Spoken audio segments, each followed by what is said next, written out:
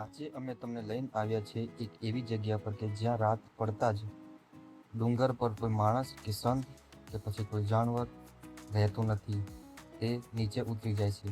અને શું છે આનું રહસ્ય, તો વિડીયોના એન્ડ સુધી જોતા રહેજો.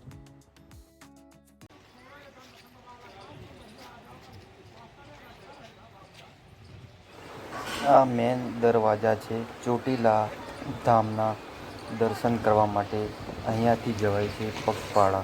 અને સામેની બાજુ તમે જોઈ શકો છો, ડુંગર દેખાય છે અને એની પાસે જ બિલકુલ પાસે જ વાહન માટે પાર્કિંગ આપેલું છે.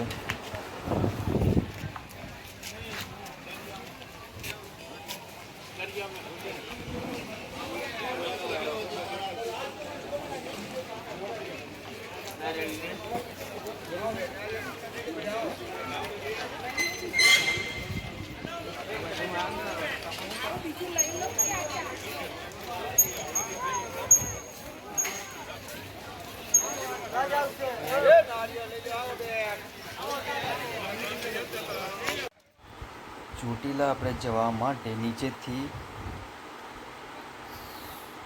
620 પગથિયા છે અને એની ઊંચાઈ છે 1173 ઊંચાઈ છે. તો આપણે 620 પગથિયા ચડીને માતાજીના દર્શન કરવા માટે જવાનું છે.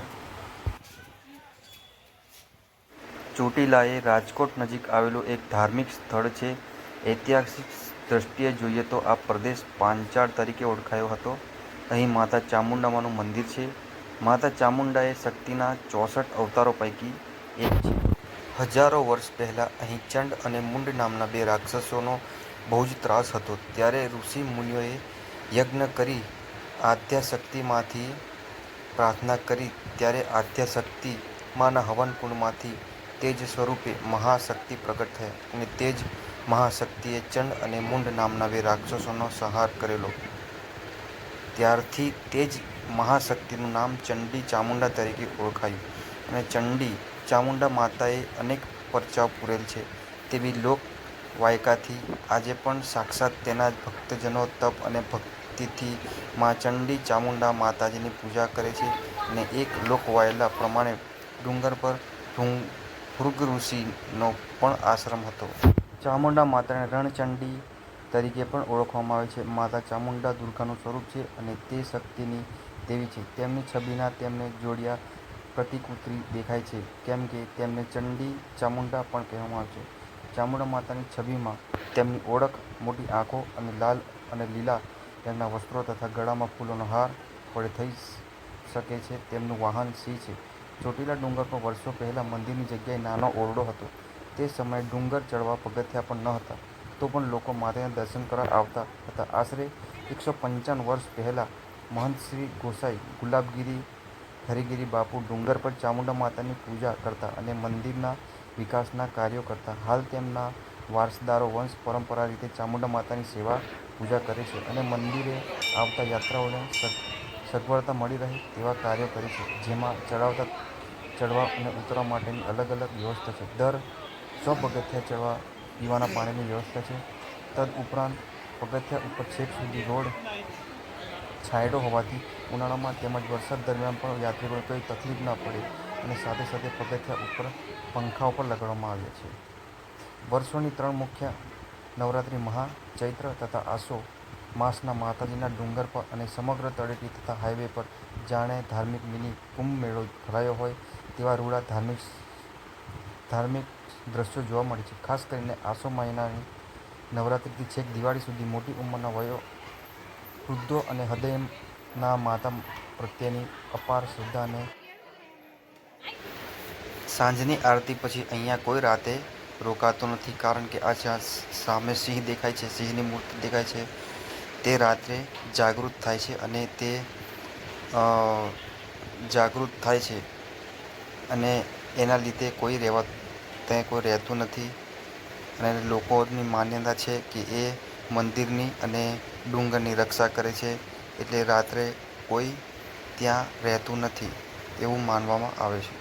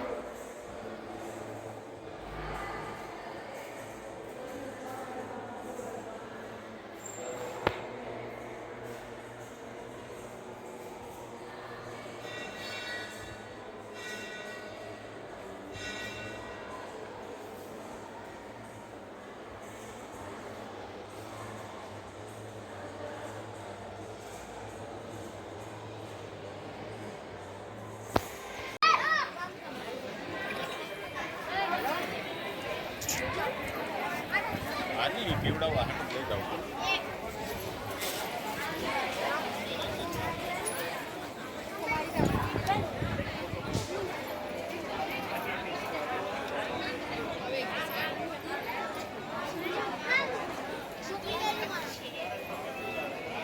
मंदिरात द्या ना मला पण.